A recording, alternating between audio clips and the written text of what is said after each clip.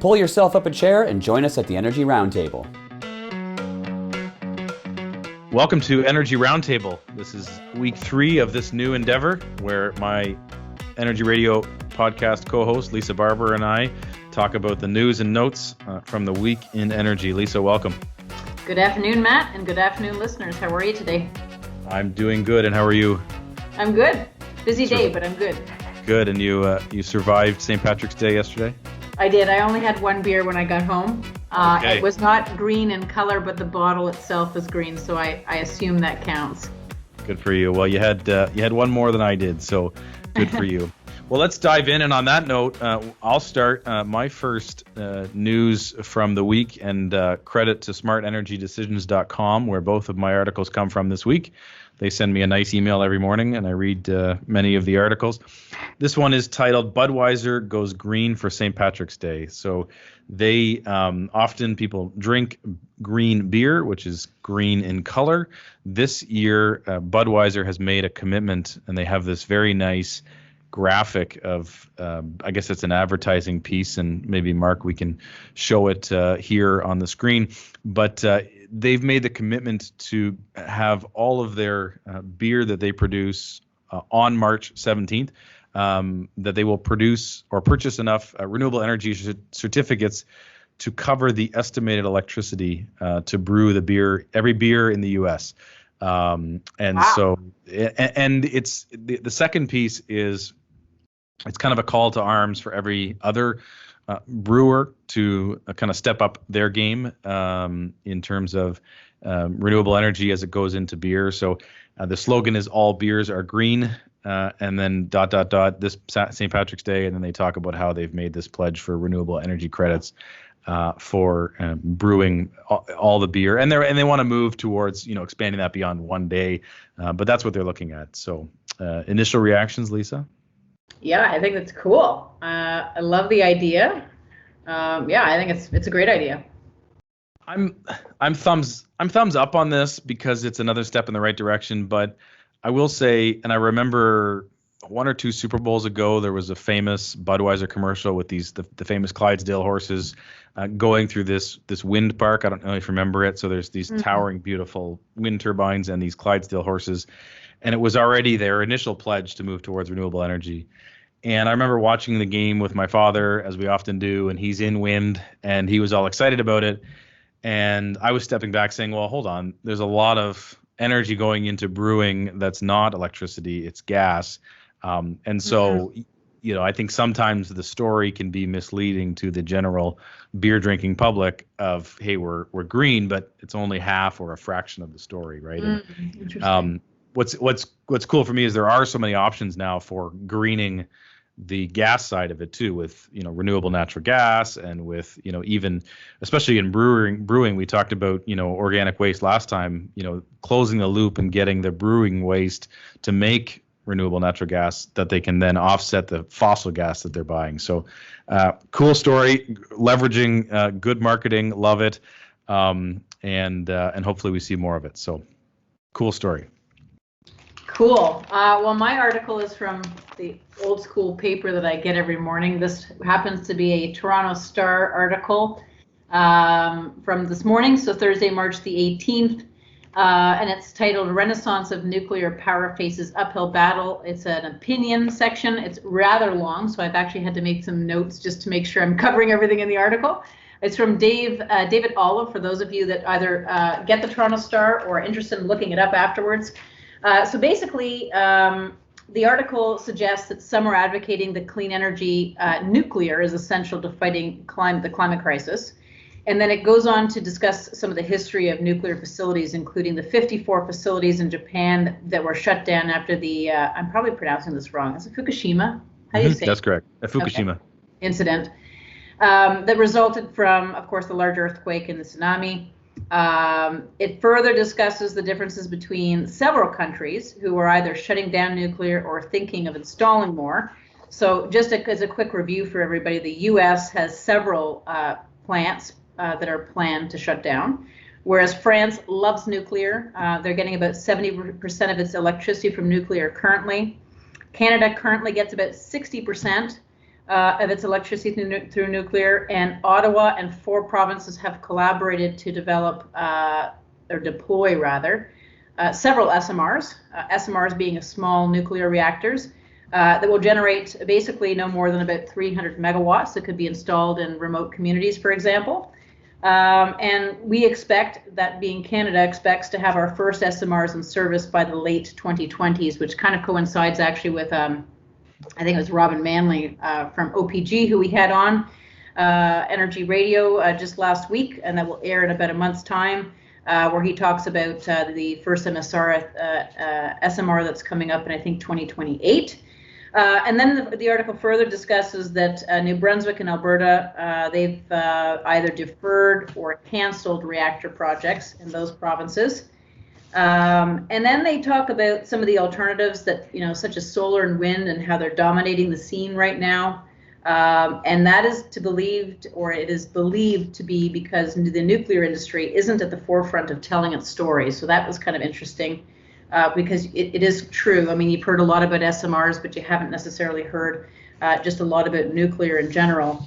So the author in this particular case, his opinion is that the most sensible route is to use clean energy alternatives first to replace fossil fuels, and then supplement it with clean nuclear energy second. So would like to see hear 2 reactions. One is from you, Matt, in terms of thumbs up or thumbs down. The second one is actually from our listeners. And when we post this, if you guys can comment on a couple of things. First of all, if you give the article a thumbs up or thumbs down. And secondly, what is your opinion on, what technologies we should be using to transition to a net zero climate? So Matt, what do you give it? A thumbs up, thumbs down? Am I giving a thumbs up or a thumbs down to the article, which I haven't read yet, although you've summarized nicely, or to nuclear? Well, you know what? Either. Okay, we'll make it either, because I'd love to hear just in general from our listeners as well. What they think. Do they think nuclear is at the forefront? Do they think there's other technologies? Or do the article as a whole, do they like the article, and the opinion of the author in this case? First of all, thumbs up to you for actually reading a physical paper. I have a copy of the National Post that I get every day. And unless for some reason the pro Justin Trudeau Globe and Mail shows up at my door, then I put that in the recycling bin. But anyways, so kudos to you on that. The article, I don't want to comment on without reading it in full, but kudos to anybody who will take a stance one way or the other in a public forum like that. It's good for people to put their neck out. On nuclear, I want to say I'm thumbs down on nuclear, a slight thumbs down. And I get the I think it's fascinating. I think it's cool being a thermal power person. I think it's great technology, but it's one of those things. And the piece about telling the story is real, because there are horror stories in the history of nuclear in our society. And to me, I know it's probably out of my own ignorance. I'll say that, full disclosure. But the risk profile around, the what ifs and how bad they can be, I'm no expert in risk assessment, nor am I an expert in nuclear storage and material handling. Listen to the upcoming episode 46 of the Energy Radio podcast to hear a bit more about that. But I'm still, if I'm thinking about, future generations, I don't know, to me, the radioactiveness, I don't see that with other renewable forms. On the flip side, there's no carbon emissions, and man, they make a lot of energy. So yeah, I'm a slight thumbs down because of the big impact of the risk. You? Interesting. Well, the one thing that I keep thinking about is, when I was, I visited my mother this last weekend in Coburg, and, you drive by the Pickering nuclear station, and you look at the footprint, and then you look at the footprint that wind and solar can take up. And so then you start thinking about, well, okay, it requires a lot more land, wind or solar, for example. Does that come into the equation? I don't know that I have a specific opinion on nuclear itself, because I think that it's going to take a whole bunch of different technologies to kind of get to this, 2050 climate neutral thing that, a lot of people are, that we are kind of trying to head towards. So I don't know. I mean, I guess maybe I don't know enough about nuclear either. I mean, we've had some really great people on our podcast who have explained it, but the safety aspect of it, to me, I guess I'm not close enough to know enough about it. You hear about, the issues in Japan, and then again how they kind of got rid of 54 plants. Was that overreacting, or was it something else? Who knows? Well, and it does, it does beg the question, if we're taking nuclear out of the mix, what are we replacing it? Because it is so massive. I think if you look at some of the other countries that have done that, Germany's moving towards it. There's no way to replace it with fully renewables, right? So it's gonna introduce a fossil back into the mix. And I mean, maybe I'm worried about a risk that's 100 years into the future, and if we don't figure out climate change, there won't be 100 years into the future, right? So, it's a very dynamic and challenging question to answer. So, let's move to something that's a little bit closer to something we know about, and that's air travel. As you know, I'm an Air Canada guy, and I'm in hook, line, and sinker on the whole priority status and all that stuff that makes me feel good, but really isn't worth a nickel. But Air Canada came out and they have said they want to target net zero emissions in flights and ground operations by 2050. So they have, by my math, that's 29 years to get to 2050. And this is a big, I think, a big commitment, in that if you look at, what often gets a lot of criticism, and why does Greta Thunberg take a boat from Europe to North America? It's because of the massive emissions from, air travel, and jet fuel, and even on ground use, and all this stuff. So it's a pretty big commitment. I'm thinking, based on the reading of the article, is they're going to be doing it by two means, and one is, and I think that we talked about different baskets of technologies. I think they're going to do it based on running more fuel efficient planes. So there's a couple models from different OEMs that have more fuel efficiency by 20%. And then I have to imagine the rest is going to be by offsets. And you see that already. You can use Aeroplan points as an example to buy carbon offsets.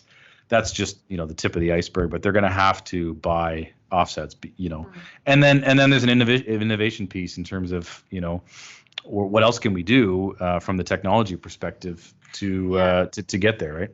Do they talk about renewable fuels at all, Matt, in the article?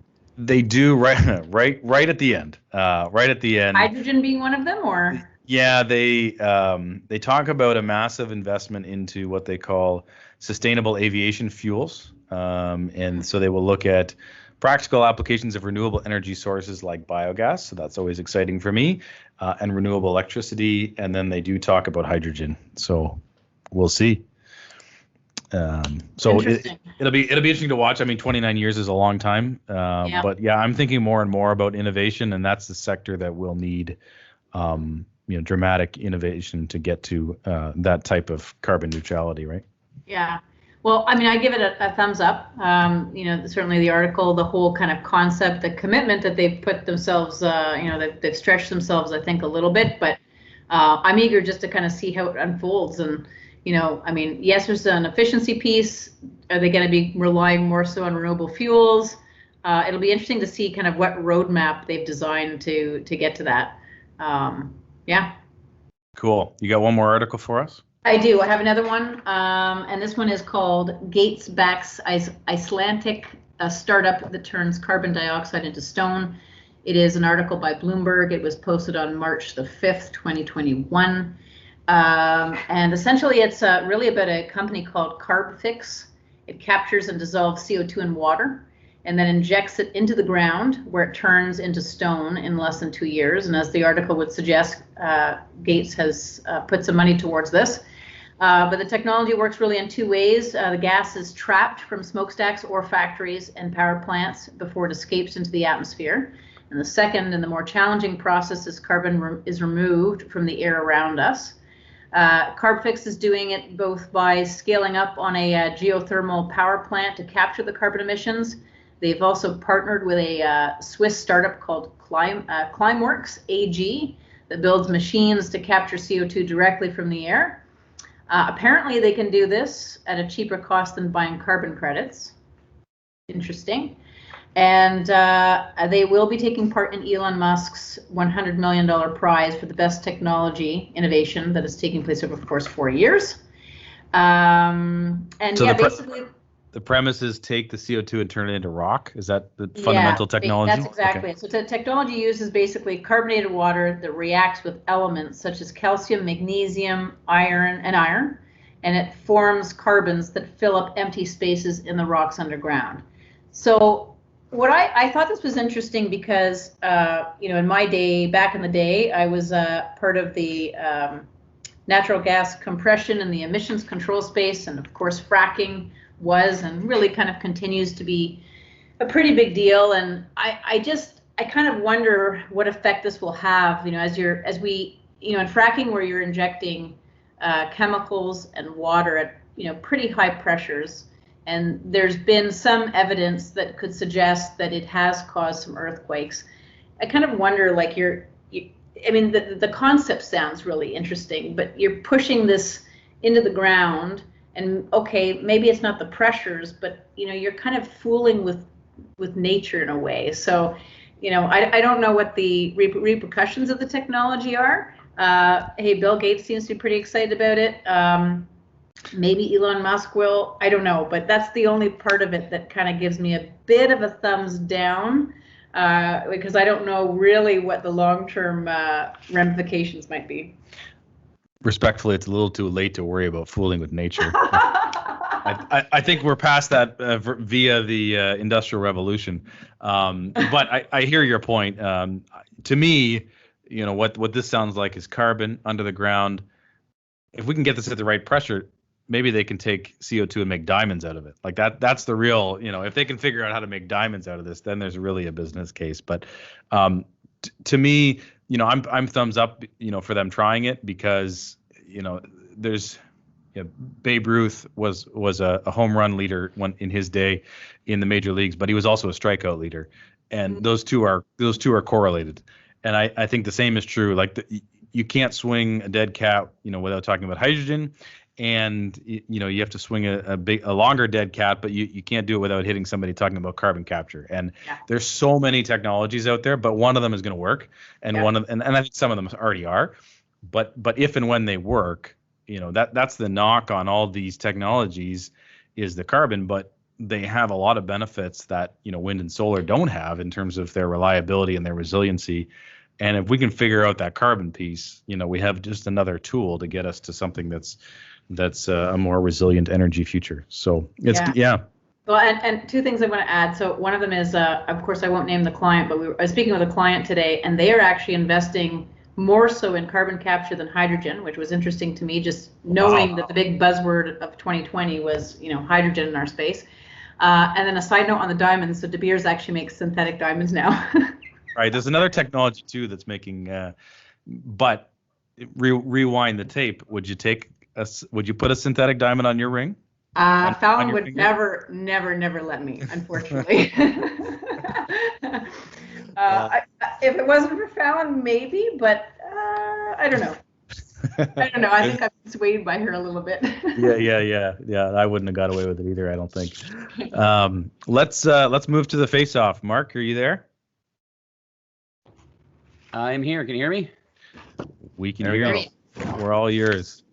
Okay. Well, this segment is, of course, called Face Off, where I throw a topic at you guys. I remain neutral, and you both take the opposing side from each other. So today's topic will be the Keystone pipeline. Obviously, it's a very polarizing issue. And Matt, I'm going to go, let me see here. Let's say, okay, I'm going to say, Matt, you're really sad about this. You love the pipeline. You're really sad that it's being eliminated. And Lisa, of course, you are thrilled. You hate the pipeline. So tell me why. Let's start with Lisa. Why do you hate the pipeline? And why are you glad that to see it gone? So you want me to give you the cons, you said? No, you're happy the pipeline. I'm the pros. I'm the pros. Yeah, I'm sorry. So you're okay with it. You never liked the pipeline to begin with. All right. So let's start off with the climate piece, I guess. So it's easier for Canada to meet its climate change commitments, and perhaps it also provides Mr. Trudeau with some re-election points. It maybe shifts the Canadian fuel discussion more towards RNG or hydrogen to replace oil-fueled markets. We know that Alberta is extremely resilient based on everything that Alberta has had to go through over the years. So you can't help but wonder if this would put maybe a greater emphasis on the hydrogen space in that province specifically, considering that they could be one of North America's largest hydrogen producers. And then maybe two other pieces that are linked to the decision. Biden did promise that tighter U.S. fracking regulations might help Canada's natural gas and LNG sectors. So maybe. And then the other one, and I don't know if I'm going to be in 2 minutes or not, but maybe help Canadian clean tech companies like Ballard, since Biden's promising that every city in the U.S. with 100,000 people or more will get zero emissions public transportation options. How am I doing? Did I do okay for time? Yep, that's great. Awesome. As I start, I have to show the camera my favorite pin from all of my friends in Calgary. And those who are just listening to the audio, it says, "I heart Canadian oil and gas." So this was a big decision. I commend leaders for bold decisions. And I am saddened by leaders who don't stand up for their own countries against said decisions. This is a big problem. Oil and gas is a zero-sum game. If this oil and gas and this crude isn't coming out of Alberta, it's going to come from somewhere else. It's going to have to come on a ship, and it's coming out of the ground. Not out of Canada. It's not canceling this pipeline does not drive us immediately to lower consumption. And so what it does is it further disadvantages our friends in Western Canada who are already pipeline constrained and can't get oil and gas out of the ground. And if they can't get that oil and gas out of the ground, they can't fund development, and Lisa's hydrogen pet projects that she wants won't get funded because they're not pulling enough oil and gas out of the ground. And so Biden has to do what he wants, and that's fine. But the sad part for me is that there was no, at least from our vantage point as the public, there was no pushback, or there was no conversation to say, hey, listen, that we're going to fight for Canadian jobs, which further validates the fact that the folks in Ottawa don't think Canada goes past Toronto, and not looking out for the interests in the West. And so it's a huge disappointment. And everything was ready to go. These projects don't get shovel ready overnight. All of that is just, pardon my French, pissing in the wind, because now nobody's going to build that pipeline. And it's unfortunate that these kind of things, ebb and flow based on politics. But yeah, not a good decision as far as I'm concerned. It would have been a good step forward. So, we own our own pipeline that we could build. We're not doing that either. So, anyways, now you know where I stand on the topic. Okay. Lisa, any sort of rebuttal, or do you want to leave it at that? How are you feeling about this? Well, so my actual opinion really is I am actually kind of sad to see the project go. Despite the fact that I had to take the pro stance, because I do think that there's going to be a mixture of technologies is required for us to get to our climate goals anyways, and just thinking that we can eliminate oil and gas is, I don't think it's really achievable, especially in the short term. And then I'm a little bit sad about the potential precedents that project cancellation is setting for the cancellation of potentially projects like Line 5. So I kind of, to Matt's point, I commend Biden for stepping up and doing what he said he was going to do, but not overly happy with the cancellation of the project itself. The precedent-setting piece is interesting because you're right. As soon as it happened, the article started to show up about Line 5 being in jeopardy. And for those who don't know, Line 5 is basically all of the crude that comes into Ontario for jet engine fuel and other stuff all comes through Line 5, which goes between Michigan and Ontario. And so Keystone XL is still not built, and there's no crude flowing through. Line 5 has been around for a long time and is flowing a lot of crude. And I think you're right, Lisa, that this decision emboldened the governor of Michigan, and she kind of. And she's entitled to that, of course, as an elected official. But that would be a massive one. So, yeah. Anyways, we'll see where the government takes leadership on that. But good. So who won, Mark? Who won? Yeah. Well, I think it's safe to say that Matt takes this round, especially when you backtrack and agree with him. So the next one, is it going to be like, do I get it again? Hey, we'll see what happens. You never know. The series is at 1-1, the Faceoff series, right? Lisa won last week. Yeah. Yep. That's correct. Well, I'm going to go on a streak here. There's no way I'm losing again. This was fun. Well, I'm going to have to get really prepared then. It's not really about how prepared you are. It's just about how loud you and how hard you bang your fists on the desk, right? That's good debate, you know. So, anyways, thank you both. Mark, thank you for leading our face-off. Lisa, thank you for joining the roundtable. On behalf of both Lisa and Mark, my name is Matt Lunsink, and this has been another episode of Energy Roundtable. Stay safe. Have fun.